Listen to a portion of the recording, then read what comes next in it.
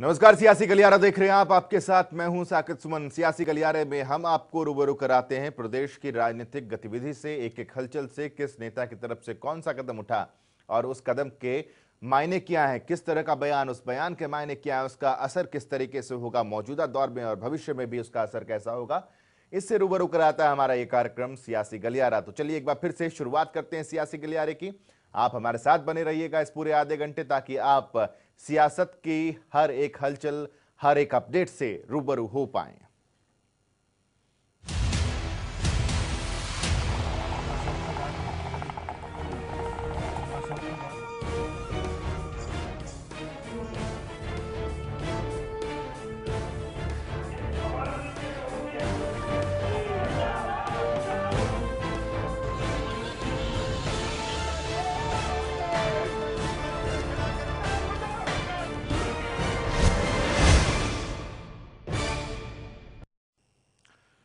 सबसे पहले आज सियासी गलियारे में बात होगी हरियाणा के तमाम 90 विधायकों से जुड़ी हुई खबर की।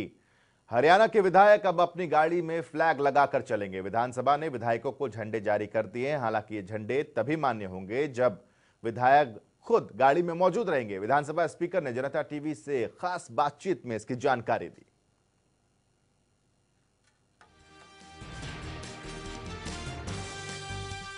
गाड़ी की बत्ती गई तो झंडा आया।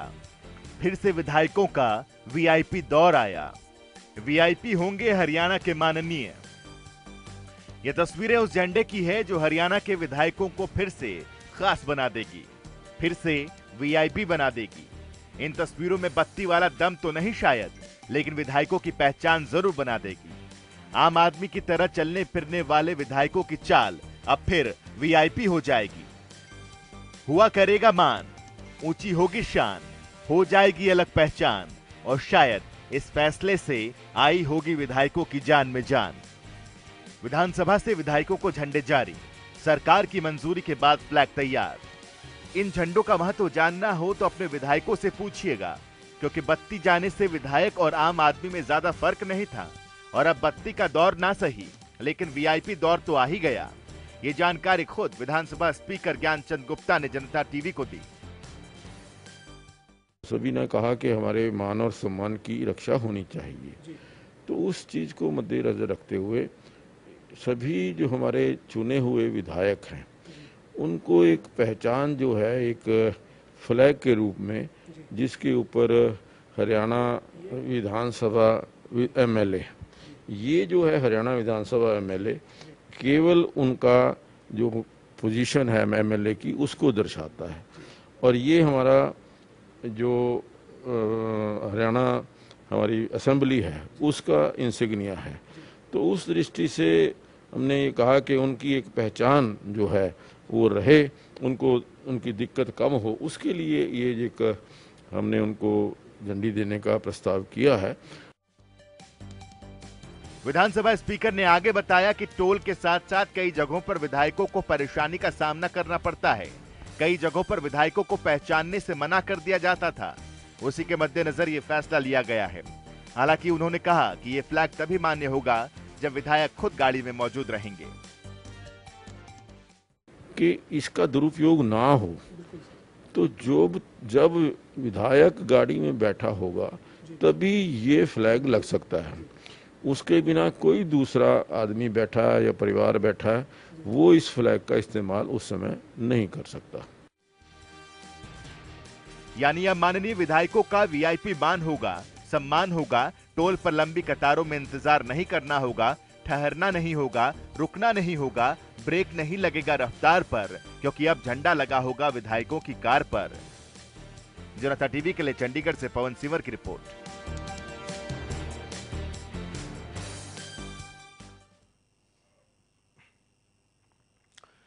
जी हाँ, तो अब विधायकों को एक पहचान उनकी गाड़ी के जरिए, लेकिन उस गाड़ी में खुद जब विधायक बैठे होंगे तभी। दूसरी अहम खबर एसवाइल से जुड़ी हुई। सतलुज यमुना लिंक नहर, जो एसवाइल के नाम से बेहतर तौर पर जाना जाता है, ये मुद्दा आज का नहीं 3 दशक पुराना है, जिसका श्रेय दोनों प्रदेशों की राजनीति को दें तो गलत नहीं होगा। इन गुजरे सालों में हरियाणा अपने हक के लिए जूझता रहा, तो वहीं पंजाब किसी भी कीमत पर एसवाइल से और इसके पानी से समझौता ना करने पड़ा रहा। अब मामले में सुप्रीम कोर्ट ने दोनों प्रदेशों को आपसी बातचीत के बाद जवाब देने को कहा है, लेकिन सवाल यह है कि क्या बातचीत इस दशकों पुराने विवाद को सुलझा सकती है? रिपोर्ट देखिए, समझिए।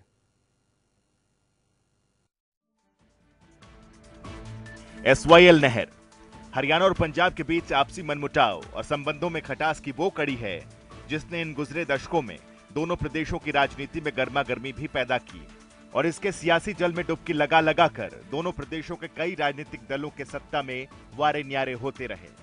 साल दर साल गुजरते रहे, सरकारें आती रहीं जाती रहीं। इस मुद्दे पर सदन से लेकर सड़क तक खूब सियासी हंगामे होते देखे गए, लेकिन क्या मजाल कि किसी दल ने सत्ता हासिल करने के बाद इस मुद्दे को सुलझाने की ओर कदम बढ़ाए हों। वो बात और है कि इसे सियासी बयानों में कभी दम तोड़ने नहीं दिया गया। यह हरियाणा के लिए वो हक रहा है जो उसे अब तक मैसर नहीं हो पाया। मामला सुलझाना तो दूर, ये दोनों प्रदेशों के बीच नाक की लड़ाई बन गया। दोनों प्रदेशों के पास अपनी अपनी तरह की दलीलें हैं, जिसकी वजह से इस मुद्दे का कोई समाधान नहीं हो पाया और हरियाणा के उम्मीदों की वो नहर सूखी की सूखी ही रह गई। ये मामला हाल फिलहाल सुप्रीम कोर्ट में है, जिस पर कोर्ट की ओर से एक कड़ा निर्देश सामने आया है। निर्देश इस मुद्दे पर दोनों प्रदेशों की सरकारों को आपस में बातचीत करने का है, जिसके बाद दोनों प्रदेशों को सुप्रीम कोर्ट में अपना अपना जवाब देना होगा। मामला दो प्रदेशों के बीच का है, जिसे बातचीत के जरिए ही बेहतर सुलझाया जा सकता है।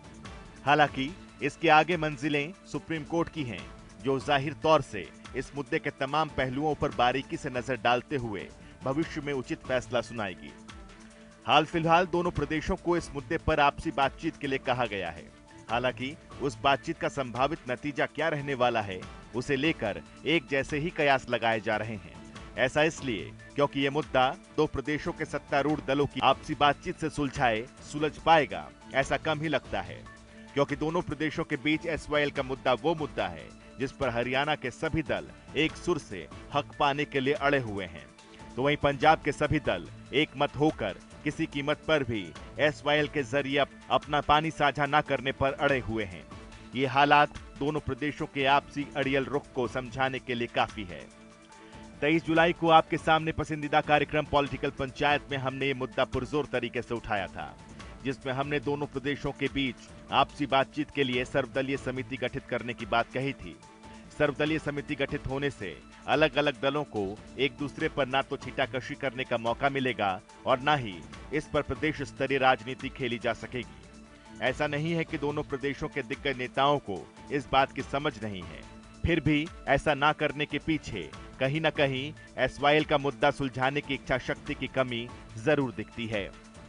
जनता टीवी के लिए राम विश्वकर्मा की रिपोर्ट। तो अपनी पहली रिपोर्ट में एक तरफ हमने आपको 90 के 90 विधायकों से जुड़ा हुआ मसला बताया जिनमें किसी को शायद आपत्ति ना हो। दूसरी जब हमने आपको खबर दिखाई वो दो प्रदेशों के बीच विवाद और राजनीति का मसला। अब हम आते हैं हरियाणा के अंदर जो राजनीतिक उथल पुथल और बयानबाजी का दौर चल रहा है उस पर। कैथल में बीजेपी के सांसद नायब सैनी ने कांग्रेस के आरोपों पर जवाब देते हुए कहा कि कांग्रेस को अपना घर संभालना चाहिए, कांग्रेस की नीतियां देश के खिलाफ हैं। उन्होंने ये भी कहा कि कांग्रेस एक डूबता हुआ जहाज है, क्योंकि उन्होंने अपना घर सुरक्षित करना चाहिए। दूसरे के ऊपर आरोप लगाने से पहले अपने घर को ठीक करें, दूसरे के ऊपर आरोप ना लगाएं, क्योंकि उनका घर खराब है। और जिस प्रकार का नेतृत्व कांग्रेस का है, कांग्रेस लगातार डूबती हुई जा रही है। डूबता हुआ जहाज कांग्रेस है। कांग्रेस पूर्ण रूप से समाप्त हो चुकी है। इधर गोहाना में पूर्व विधानसभा स्पीकर कुलदीप शर्मा ने कैबिनेट मंत्री रणजीत चौटाला पर हमला करते हुए एक अहम बयान दिया है, सुनिए। चौधरी रणजीत सिंह ने कहा कि मेरी रगों में चौधरी देवीलाल का खून है, हम जिसका दामन थाम लेते हैं उसका निभाते हैं। कम से कम चौधरी रणजीत सिंह को ये नहीं कहना चाहिए। ठीक है, वो चौधरी देवीलाल के बेटे हैं, लेकिन चौधरी देवीलाल की राजनीति में, उनकी सरकार गिराने में, उनकी पीठ में छुरा घोंपने में अगर किसी का हाथ था 1991 से 90-91, तो वो चौधरी रणजीत सिंह का था। इन्होंने जो अपने पिताजी की सरकार गिराई और हमेशा 1990 के बाद आज 2020 में हम बैठे हैं, उन्होंने अपने परिवार के खिलाफ राजनीति की। चौधरी देवीलाल जब तक जिंदा रहे उनके खिलाफ राजनीति की, कांग्रेस में रहे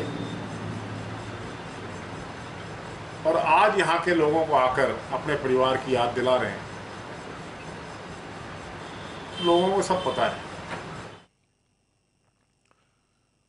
जी, राजनीतिक बयानबाजी अपनी जगह, लेकिन अब जो अगली खबर हम आपको दिखा रहे हैं वो सीधे तौर पर आपसे जुड़ रही है वो खबर, क्योंकि हम बताने वाले हैं हरियाणा के मतदाताओं की संख्या। दरअसल हरियाणा में महज 4 महीनों के अंदर 1,21,000 से ज्यादा वोटर्स कम हुए हैं। जानकारी के मुताबिक अक्टूबर 2019 में 1,83,90,000 से ज्यादा मतदाता थे, तो वहीं अब ये घर 1,82,69,060 हो गया है। ये आंकड़ा जिस तरीके से कम हुआ है उसने अपने आप में कई अहम सवाल भी उठाए हैं कि आखिर ये आंकड़ा किस तरीके से कम हुआ है। हालांकि इसकी जो जानकारी है वो ऑफिशियल वेबसाइट पर दी गई है। देखिए, हरियाणा में घटती मतदाताओं की संख्या, 4 महीने में घटे 1,21,000 से ज्यादा वोटर्स। हरियाणा में 4 महीनों के अंदर 1,21,000 से ज्यादा मतदाता कम हो गए हैं। अक्टूबर 2019 से लेकर फरवरी 2020 तक ये वोटर्स कम हुए हैं। हरियाणा के मुख्य चुनाव अधिकारी की ऑफिशियल वेबसाइट के मुताबिक 4 महीनों में ठीक 1,21,465 वोटर्स कम हुए हैं। जानकारी के मुताबिक अक्टूबर 2019 में 1,83,90,525 मतदाता थे, तो वहीं अब घटकर 1,82,69,060 वोटर्स रह गए हैं। इतनी बड़ी संख्या में कैसे कम हुए वोटर्स? सूची से कैसे कटे 1,21,465 लोगों के नाम? बताया जा रहा है कि हरियाणा के मतदाताओं की संख्या को ड्राफ्ट मतदाता रोल के रूप में दर्शाया जा रहा है, जिन्हें फाइनल रूप से प्रकाशित करने पर वोटर्स की संख्या में बदलाव आ सकता है। लेकिन ये सवाल जरूर उठेंगे कि आखिर इतनी बड़ी संख्या में मतदाता कैसे कम हो सकते हैं, जबकि वैसे तो मतदाता की मौत या उनके किसी दूसरी जगह पर स्थानांतरित होने पर ही वोटिंग लिस्ट से नाम हटता है, तो फिर सवाल खड़े होने लाजमी हो जाते हैं। ये आंकड़े इसलिए चौंका रहे हैं क्योंकि 2019 में जानकारी के मुताबिक 6 महीनों के अंदर 3,33,000 वोटर्स बढ़े थे। बड़ौदा हलके में भी कम हुए मतदाता, 1,689 वोटर्स के नाम लिस्ट से हटे। इतना ही नहीं, प्रदेश की एक विधानसभा सीट पर उपचुनाव होना है, यानी कि बड़ौदा उस हलके में भी 1,689 मतदाता कम हुए हैं, क्योंकि बड़ौदा हलके में अक्टूबर 2019 में 1,77,994 वोटर्स थे, लेकिन अब 1,76,305 मतदाता हैं। और अगर विधानसभा चुनाव से पहले यानी लोकसभा चुनाव 2019 की बात करें तो यहां पर 1,75,949 मतदाता थे, यानी कि 6 महीने में 2,045 मतदाता बढ़े थे। लेकिन अक्टूबर से फरवरी 2020 तक 4 महीनों में 689 वोटर्स कम हो गए। इसके पीछे कारण क्या है, इसकी अभी कोई जानकारी नहीं मिल पाई है, लेकिन हाँ, अचानक इतनी बड़ी संख्या में मतदाता कम होने से सवाल जरूर उठ रहे हैं। ब्यूरो रिपोर्ट, जनता टीवी।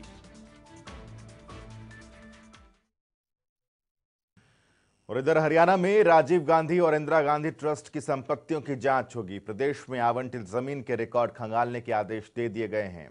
गृह मंत्री अनिल विज ने कहा है कि यह जानकारी ईडी को भेजी जाएगी।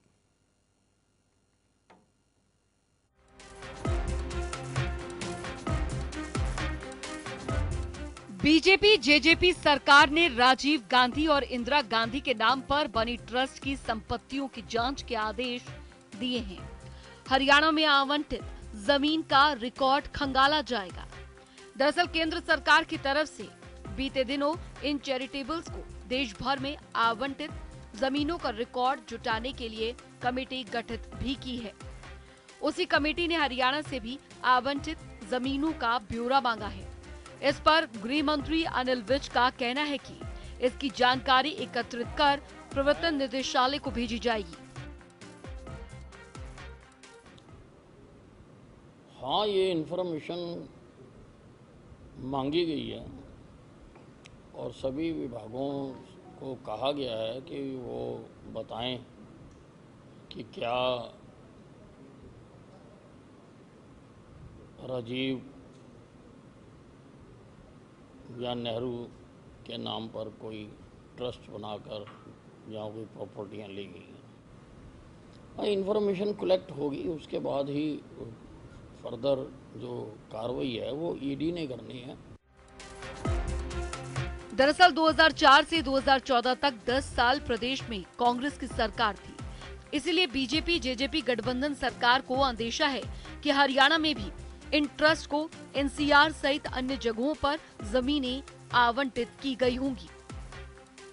केंद्रीय कमेटी के रिकॉर्ड तलब करने पर सरकार ने तीनों ट्रस्ट को दी जमीनों की जानकारी जुटानी शुरू कर दी है। सरकार को कई जगहों पर जमीनें आवंटित होने का अंदेशा। 24 जुलाई से लगातार खंगाला जा रहा रिकॉर्ड। अधिकारियों को जल्द जानकारी देने के आदेश। बता दें 2004 से 2014 तक हरियाणा में कांग्रेस सत्ता में रही, इसलिए सरकार को अंदेशा है कि इन ट्रस्ट को हरियाणा में भी खास लोकेशन पर एनसीआर और अन्य जगह जमीनें आवंटित की गई होंगी। केंद्रीय कमेटी के रिकॉर्ड तलब करने पर सरकार ने तीनों ट्रस्ट को दी जमीनों की जानकारी जुटानी शुरू कर दी है। हरियाणा के मुख्य सचिव केशनी आनंद अरोड़ा ने शहरी स्थानीय निकाय विभाग के अतिरिक्त मुख्य सचिव एसएन राय को पत्र लिखा है, जिसमें पूछा गया है कि क्या इन ट्रस्ट को प्रदेश में कोई जमीन दी गई है, अगर दी गई है तो कहां-कहां और कितनी जमीन मिली है। उन्होंने लेटर लिखकर जल्द रिकॉर्ड सहित ट्रस्टों को दी गई जमीन के बारे में जानकारी मांगी है। इसी के तुरंत बाद अतिरिक्त मुख्य सचिव एसएन राय ने तमाम विभागीय अधिकारियों को पूरे हरियाणा में जल्द से जल्द जानकारी मुहैया कराने के आदेश दे दिए हैं। 24 जुलाई से ही रिकॉर्ड खंगालने का काम शुरू हो चुका है। गुरुग्राम में आवंटित हो सकती है जमीन। कई जिलों में जमीन आवंटन का खुलासा संभव। जानकारी के मुताबिक प्रदेश सरकार के पास सूचना है कि गुरुग्राम में कांग्रेस से जुड़े ट्रस्ट को जमीन आवंटित हुई है और कांग्रेस राज में ही जमीन आवंटित की गई। इतना ही नहीं, साइबर सिटी के अलावा भी कई बाकी जिलों में भूमि आवंटन का खुलासा हो सकता है। अगर ऐसा हुआ तो ये ट्रस्ट जांच के घेरे में भी होंगे। चंडीगढ़ से पवन सिवर के साथ ब्यूरो रिपोर्ट, जनता टीवी।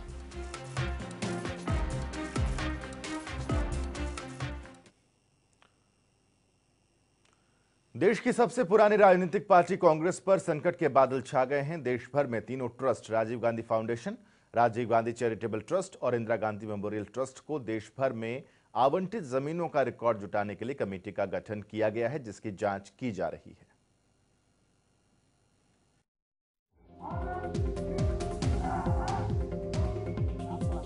देश की सबसे पुरानी राजनीतिक पार्टी, वो पार्टी जिससे जुड़े नेता स्वतंत्रता के लिए जीवन भर संघर्ष करते रहे, जिस दल को देश में सबसे लंबे वक्त तक सरकार चलाने का गौरव हासिल है, वो दल धीरे धीरे इन गुजरे दशकों में सिकुड़ता चला गया।